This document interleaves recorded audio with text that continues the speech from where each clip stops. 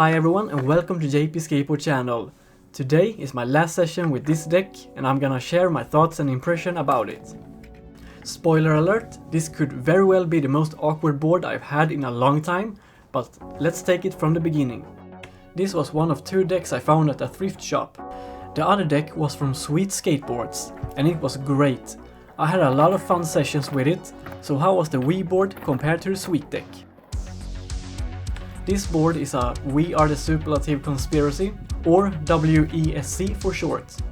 It's basically a street fashion brand established in 1999, with roots from the Swedish skateboard scene, but has also done some skateboards. My first impression is that this deck is very light, and I mean like feather light. And yes, it's very narrow, it doesn't tell, but I would guess it's a 7.625 or maybe even a 7.5. And sure, a light board has its pros and cons. This board flips really easy, but I do not have a lot of control over it. The board doesn't really respond as well as a wider board, it tends to fly all over the place. Maybe it could be because of its shape. I had a lot of issues getting some good flips.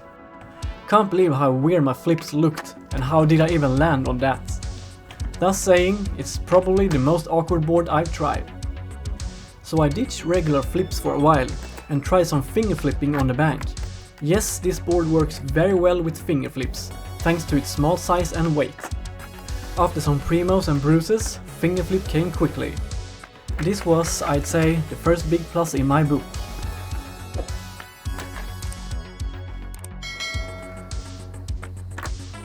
One thing I always test with a new board is how pressure tricks works.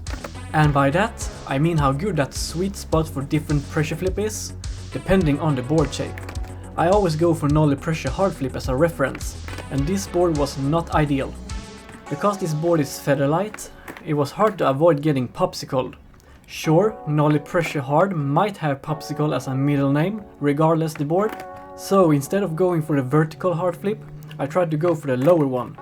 It's not as consistent and harder to get around, but at least I don't have to buy a hemorrhoid pillow. But it took a lot of time and many close calls before I landed it. And it didn't have that sweet pocket down the nose to really give it a good snatch.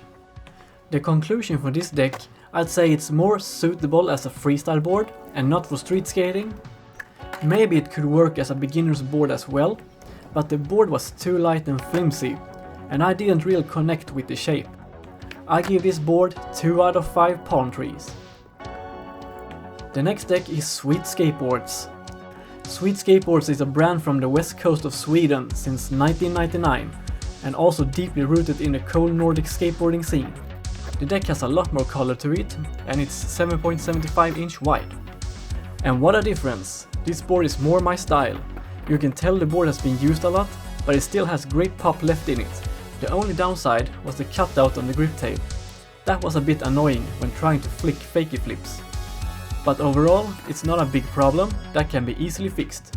It's not much more to say about the Sweet deck, but I'd say that's the winner of these two. The Wii board was kinda hard to skate with and didn't really have any flow. The Sweet deck on the other hand had a lot more groove and I had a plenty of good sessions thanks to it. I'll give the Sweet deck 4 out of 5 palm trees.